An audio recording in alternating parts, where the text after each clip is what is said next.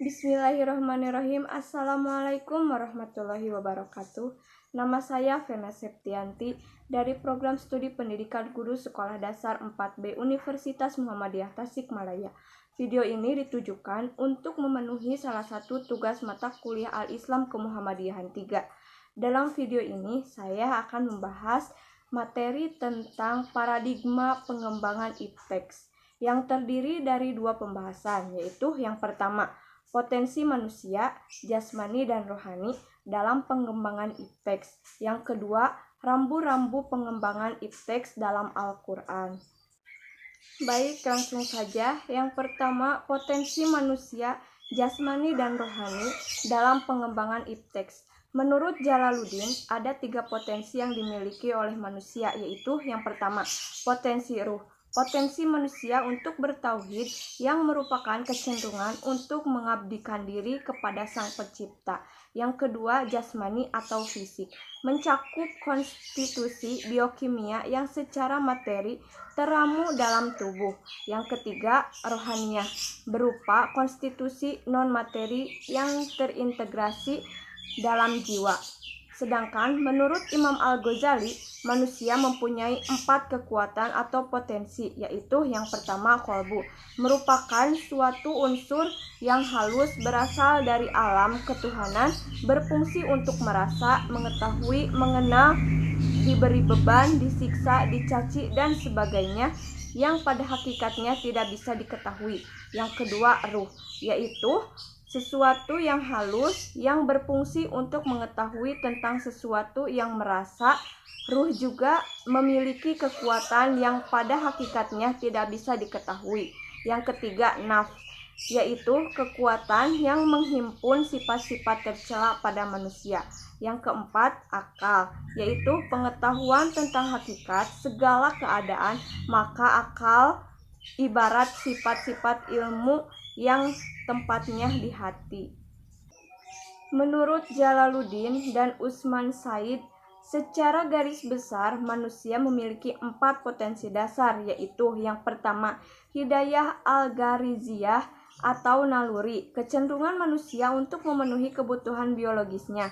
Yang kedua, hidayah al-hissiyah atau indrawi, yaitu kesempurnaan manusia sebagai makhluk Allah Subhanahu wa Ta'ala atau ahsan at-takwim.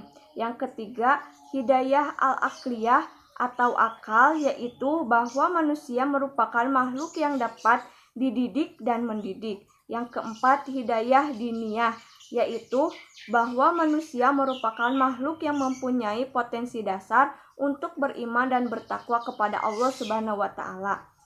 Allah telah menganugerahkan beberapa potensi kepada manusia yang dapat dikembangkan dengan seoptimal mungkin dalam rangka melaksanakan tugas kekhalifahannya di dunia. Dari potensi-potensi dasar tersebut menunjukkan pada kita akan pentingnya pendidikan untuk mengembangkan dan mengolah sampai di mana titik optimal itu dapat dicapai. Yang kedua, rambu-rambu pengembangan ipteks dalam Al-Quran. Ipteks dan segala hasilnya dapat diterima oleh masyarakat Islam manakala bermanfaat bagi kehidupan manusia.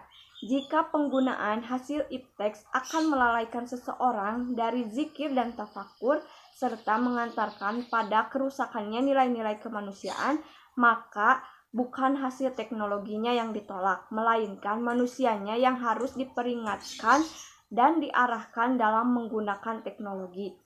Adapun tentang seni, dalam teori ekspresi disebutkan bahwa art is an expression of human feeling, adalah suatu pengungkapan perasaan manusia. Seni merupakan ekspresi jiwa seseorang dan hasil ekspresi jiwa tersebut berkembang menjadi bagian dan budaya manusia. Seni identik dengan keindahan. Keindahan yang hakiki identik dengan kebenaran.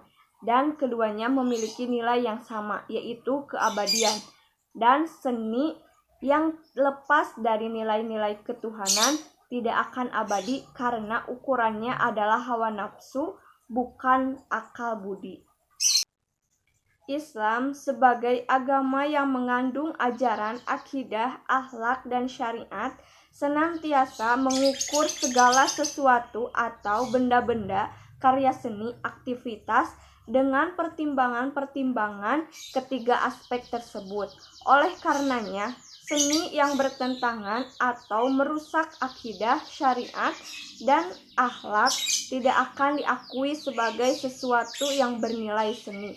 Dalam perspektif Islam, ilmu pengetahuan, teknologi, dan seni merupakan pengembangan potensi manusia yang telah diberikan oleh Allah berupa akal dan budi. Proses gemilang dalam pengembangan ipteks pada hakikatnya tidak lebih dan sekedar menemukan bagaimana proses sunatullah itu terjadi di alam semesta ini, bukan merancang atau menciptakan hukum baru di luar sunatullah atau hukum alam, hukum Allah. Mungkin hanya itu yang dapat saya sampaikan. Mohon maaf apabila banyak kesalahan dan kekurangan. Semoga bermanfaat. Terima kasih. Wassalamualaikum warahmatullahi wabarakatuh.